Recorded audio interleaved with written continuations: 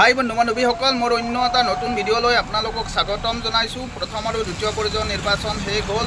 এতিয়া শেষৰটো তৃতীয় পৰ্যায়ৰ নিৰ্বাচনৰ বাবে ৰাজনীতিক নেতাসকলে মাৰাথান প্ৰচাৰ চলাই গৈছে। আৰু তেনেকুৱা সময়ত বিধায়ক অখিল গগৈয়ে বিৰোধী মিত্ৰজোঁটৰ হৈ প্ৰচাৰ চলাই আছে। আৰু অখিল গগৈয়ে প্ৰধানমন্ত্ৰী নৰেন্দ্ৰ মোদীক পানীগুণ্ডা আখ্যা দিছে। আৰু গতিকে এনেকুৱা এটা প্ৰতিবেদন মই আপোনালোকক দেখাই আছোঁ। আপোনালোকে ভিডিঅ'টি সম্পূৰ্ণকৈ চাব। আৰু সদায় কোৱাৰ দৰে আজিও আপোনালোকক কৈছোঁ, যিসকলে আজি মোৰ ইউটিউব চেনেলটো নতুন কৰি ভিজিট কৰিব, প্লিজ আপোনালোকে ছাবস্ক্ৰাইব কৰি দিব। গতিকে বলক এতিয়া আমি ভিডিঅ'টি সম্পূৰ্ণকৈ উপভোগ কৰোঁ। হিমন্ত বিশ্ব শৰ্মা নৰেন্দ্ৰ মোদীক পানীগুণ্ডা আখ্যা, বিধায়ক অখিল গগৈ। পানী গুণ্ডাবোৰক শিক্ষা দিব লাগিব বুলি মন্তব্য অখিলৰ। কৰ কাটল GSTয়ে শান্তিত থাকিবলৈ দিয়া নাই জনতাক। অসমৰ খিলঞ্জীয়া লোকক কেঁকুৰা চেপা দিছে হিমন্ত বিশ্বই। খিলঞ্জীয়াই এইবাৰ বিজেপিৰ বিৰুদ্ধে ভোট দিব। খিলঞ্জীয়াৰ মাটি কাঢ়ি বনিয়াক দিছে বিজেপি চৰকাৰে। লোকসভাত উজনি অসমত বিজেপিক চাফা কৰি থৈ আহিছোঁ। ২৬ত অসমতে বিজেপিক চাফা কৰি ব্ৰহ্মপুত্ৰত উটুৱাই দিম, এই দাবী কৰিছে বিধায়ক অখিল গগৈয়ে।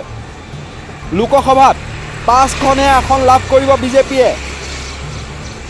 মীৰা বৰঠাকুৰ সাহসিকতাৰ প্ৰতীক বুলি দাবী অখিল গগৈৰ। বিজুলী কলিতা মেধিৰ নাম কেতিয়াও শুনা নাই। হিমন্তৰ দাদাগিৰি অসমীয়া মানুহৰ কাৰণে অসহ্যকৰ হৈ পৰিছে। মীৰা বৰঠাকুৰৰ হৈ গুৱাহাটী লোকসভা সমষ্টিত প্ৰচাৰ কৰি ৰাইজৰ দলৰ সভাপতি অখিল গগৈয়ে আৰু কি বিস্ফোৰক মন্তব্য কৰিলে আমি এই মুহূৰ্তত শুনাই লৈছোঁ।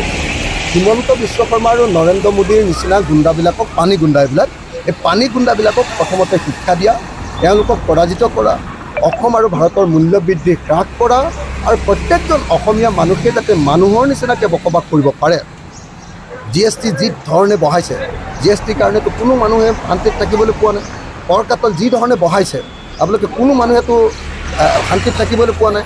যিবিলাক প্ৰপাৰ্টি টেক্স আছিলে, গুৱাহাটীৰ প্ৰপাৰ্টি টেক্স আগতে যিটো ৫,০০০ টকা আছিল, এতিয়া সেইটো প্ৰপাৰ্টি টেক্স ২০,০০০ কৰি দিছে। ৫,০০০ প্ৰপাৰ্টি টেক্স ২০,০০০ কৰি দিছে।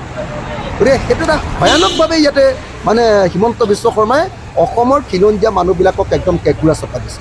সেইকাৰণে মই খাটাং যে অসমৰ খিলঞ্জীয়া মানুহে এইবাৰ বিজেপিৰ বিৰুদ্ধে ভোট দিব। উজনিতটো হৈ গ'ল ইতিমধ্যে, আৰু গুৱাহাটীতো একেই ঘটনা ঘটিব। আৰু আমাৰ প্ৰাৰ্থী মীৰা বৰঠাকুৰ বাইদেউ বিপুল ভোটত এইবাৰ জয়ী। হিমন্ত বিশ্ব শৰ্মাৰ চৰকাৰখন আৰু বিজেপি চৰকাৰখনে আমাৰ সমগ্ৰ অসমীয়া মানুহবিলাকক আৰু সমগ্ৰ ভাৰতৰ মানুহক জ্বলা কলা খুৱাইছে। বস্তুৰ মূল্যবৃদ্ধিৰে জ্বলা কলা খুৱাইছে। আইনৰ শাসনৰ পৰিৱৰ্তে গুণ্ডাগিৰিৰ শাসনেৰে জ্বলা কলা খুৱাইছে।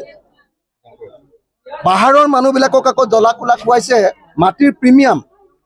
যি মাটি বিজেপি চৰকাৰে কৈছে যে আমি সকলোকে পাহাৰৰ মানুহক মাটিৰ পট্টা দিম, ২০১৬ত কৈছিলে মাটিৰ পট্টা সকলোকে দিম।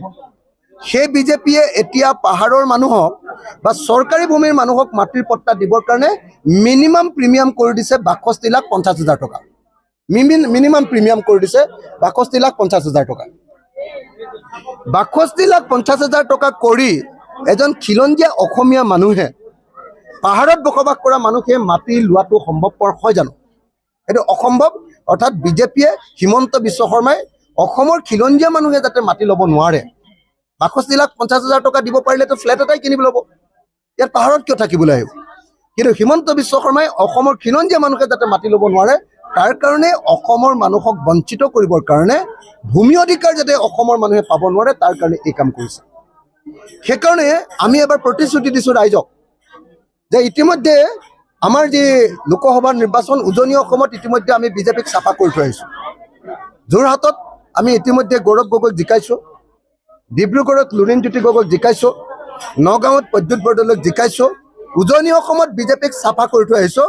আৰু ২০২৬ চনত আমি অসমত বিজেপি চৰকাৰক চাফা কৰি ব্ৰহ্মপুত্ৰত উটুৱাই দিম। এখন নতুন চৰকাৰ কৰিম, যি জনগণৰ পক্ষত থাকিব, যি গুণ্ডাগিৰি নকৰে। হিমন্ত বিশ্ব শৰ্মাৰ বিজেপি চৰকাৰখনৰ গুণ্ডাগিৰিয়ে অসমৰ মানুহক কামুৱাইছে। বস্তুৰ মূল্যবৃদ্ধিয়ে অসমৰ মানুহক আৰু কোনো পধ্যে জীয়াই থাকিবলৈ নিদিয়ে। ৪১০ টকাৰ গেছ চিলিণ্ডাৰটো গৈ ১১৫২ টকা হৈ গ'ল। ৩ টকাৰ নিমখ গৈ ৩০ টকা হৈ গ'ল। 2 টকাৰ মুৰ্গীৰ ডিম গৈ এতিয়া 10 টকা হৈ গ'ল। 1 লিটাৰ মিঠাতেলৰ দাম 70 টকা আছিলে, এতিয়া 220 টকা হৈ গ'ল। 1 কেজি মচুৰ দাইলৰ দাম আছিলে 45 টকাৰ পৰা 47 টকা, এতিয়া নৰেন্দ্ৰ মোদীৰ দিনত 1 কেজি মচুৰ দাইলৰ দাম হৈ গ'ল 110 টকা। মূল্যবৃদ্ধিয়ে অসমৰ মানুহবিলাকক কুঙা কৰি পেলাইছে। মানুহৰ উপাৰ্জন বৃদ্ধি পোৱা নাই, মানুহৰ অৰ্থনৈতিক অৱস্থা একদম সাংঘাতিকভাৱে বেয়া। ঔষধৰ মূল্যবৃদ্ধিয়ে অসমীয়া মানুহক দুৰ্লা কৰি পেলাইছে। গতিকে এই মুহূৰ্তত অসমৰ মানুহে সকলোৱে সিদ্ধান্ত লৈছে যে এইবাৰ আমি বিজেপিক পৰাভূত কৰিম। আপোনালোকক মই কৈ দিছোঁ, এইবাৰ নিৰ্বাচনটো আচলতে আমি বিৰোধী পক্ষই বিজেপিৰ লগত খেলা নাই। এইবাৰ নিৰ্বাচনটো অসমৰ ৰাইজে বিজেপিৰ লগত খেলিছে। পাৱাৰ অফ কমন পিপুল, সাধাৰণ মানুহৰ ক্ষমতা এইবাৰ প্ৰতিষ্ঠা কৰিব আৰু আপোনালোকে অদ্ভুত ৰিজাল্ট এটা দেখিবলৈ পাব। আৰু আপোনালোকে এইবাৰ দেখিবলৈ পাব যে অসমত কেৱল 5খনমান আসনহে এইবাৰ বিজেপিয়ে পাব। 14খনৰ ভিতৰত 14খনে পাম বুলি কৈ আছিলেতো, 14খনৰ ভিতৰত মাত্ৰ 5খনমান আসন পোৱাৰ চান্স আছে। বাকী আটাইবিলাকতে আমি বিৰোধী পক্ষ জিকিম। ৰাইজে আমাক আশীৰ্বাদ দিছে, ৰাইজে আমাক মৰম কৰিছে, ৰাইজে সিদ্ধান্ত লৈছে যে বিজেপিক হৰুৱাব।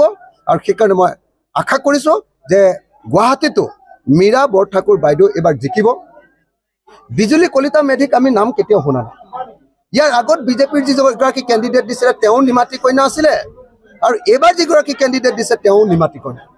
তাৰ বিপৰীতে মীৰা বৰঠাকুৰ বাইদেউ হ'ল অসমীয়া মহিলাৰ এটা সাহসিকতাৰ প্ৰতীক। আপোনালোকে নিজেই ভাবকচোন, য'ত বিজেপিৰ পৰা সুযোগ সুবিধা লোৱাৰ সুযোগ আছিলে, তাত ৰুলিং পাৰ্টিৰ পৰা ওলাই আহি যুঁজবাগৰ পৰা মহিলাগৰাকীৰ নাম মীৰা বৰঠাকুৰ। আজি মীৰা বৰঠাকুৰ হ'লে আমি সকলোৱে জানো যে মীৰা বৰঠাকুৰ হ'লে সংসদত দপদপাই থাকিব পাৰি, কিন্তু বিজুলী কলিতা মেধিৰ নামটোতো মই আজিলৈকে গুৱাহাটীতে ইমান বছৰ থাকিলোঁ মইতো কেতিয়াও শুনা নাই। সেইকাৰণে আমি আজি গুৱাহাটীৰ মানুহক কৈছোঁ, 2026 চনত আমি চৰকাৰ গঠন কৰিম, বিৰোধী ঐক্যমঞ্চই, আৰু 2027 চনৰ ভিতৰত গুৱাহাটীৰ সকলো চৰকাৰী ভূমিত বসবাস কৰা সকলো অসমীয়া খিলঞ্জীয়া মানুহক আমি মাটিৰ পট্টা দিম। আৰু প্ৰিমিয়াম হিচাপত খুব বেছি হ'ব যদি 5,000 টকা হ'ব। 5,000 টকাৰ প্ৰিমিয়ামত আমি অসমৰ সকলো মানুহকে, খিলঞ্জীয়া মানুহক গুৱাহাটীত আমি মাটি দিয়াৰ ব্যৱস্থা কৰিম, যাতে গুৱাহাটীখন খিলঞ্জীয়া মানুহৰ হৈ থাকে, গুৱাহাটীখন যাতে অসমীয়া মানুহৰ হৈ থাকে, গুৱাহাটীত যাতে অসমীয়া মানুহৰ দপদপনি থাকে, গুৱাহাটীত যাতে হিমন্ত বিশ্ব শৰ্মাৰ সতে বাহিৰৰ মানুহৰ উপদ্ৰৱ বঢ়াব নোৱাৰে। তাৰ কাৰণে হিমন্ত বিশ্ব শৰ্মাৰ গুণ্ডাগিৰি কমাবৰ কাৰণে, হিমন্ত বিশ্ব শৰ্মাই যিমান গুণ্ডাগিৰি অসমত কৰিছে, মন গ'লে ঘৰ ভাঙি দিয়ে, মন গ'লে স্কুল বন্ধ কৰি দিয়ে, মন গ'লে তেওঁলোকে কি কৰে, যেতিয়াই মন যায় তেতিয়াই অসমীয়া যুৱক এজনক ধৰি লৈ যায়, ৰাতি 2টা বজাত গুলিয়াই এনকাউণ্টাৰ কৰি হত্যা কৰি দিয়ে। এই যে হিমন্ত বিশ্ব শৰ্মাৰ দাদাগিৰি, এই দাদাগিৰি অসমীয়া মানুহৰ কাৰণে অসহ্যকৰ হৈ গৈছে। হিমন্তৰ গুণ্ডাগিৰি বাঢ়িছে।